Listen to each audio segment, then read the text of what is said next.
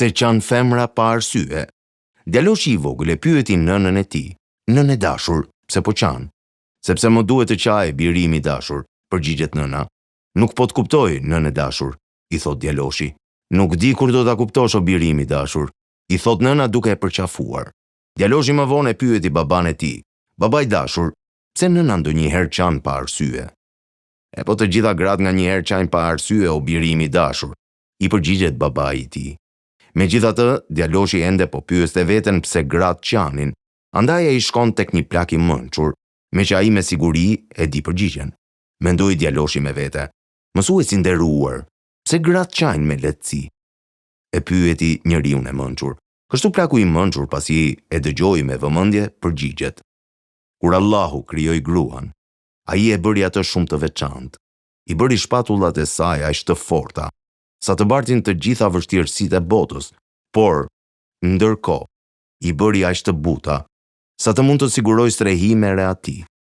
Allahu i ka dhuruar asaj aq shumë forcë, sa të duroj vështirësitë e shtatzanisë, vështirësitë e lindjes, dhe dhimbjet që fëmijët e saj i shkaktojnë pas lindjes. Zoti gjithashtu i dhuroi asaj forcë, kështu që ajo vazhdon të ecë përpara, edhe kur të gjithë heqin dorë. Andaj, ajo kujdeset për familjen dhe fëmijët, edhe kur ata janë të sëmura në vështirësi, duke mos u ankuar për vëmendje dhe kujdes të madh. Allahu gjithashtu i dhuroi asaj një ndjenjë aq të madhe, saqë ajo i do fëmijët e saj në çfarëdo kushte dhe rrethana, madje edhe atëherë kur ata e lëndojnë rënd me fjalë apo ndonjë veprim.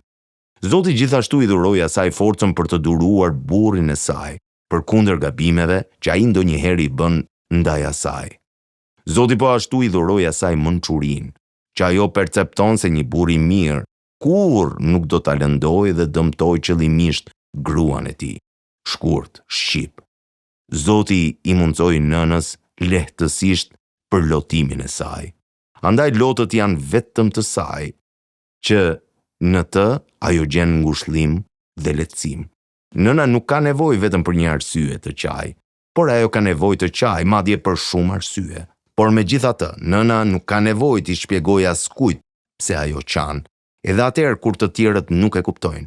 Pikërisht ashtu sikur përballimi i sfidave janë të saj, po ashtu edhe lotët janë të saj. Andaj o djalë, e sheh se bukuria e një gruaje nuk është në rrobat që ajo vesh. Bukuria e saj nuk është në pamjen e fytyrës së saj ose në mënyrën se si i mban flokët e saj, por bukuria e vërtetë e një gruaje është në sytë e saj, sepse ata janë porta e zemrës dhe vendi ku banon dashuria e sinqertë. Kështu, kur djaloshi i vogël i kuptoi fjalët e njeriu të mençur, u largua dhe nuk pati nevojë më të pyesi askënd për lotët e nënës së tij. Andaj kur pohohet se gruaja është krijuar nga brinjët e burrit, është që ajo të qëndroj afër kraharorit, të jetë në mbrojtjen e tij dhe të qëndroj pranë zemrës me muhabet dhe dashuri të sinqertë.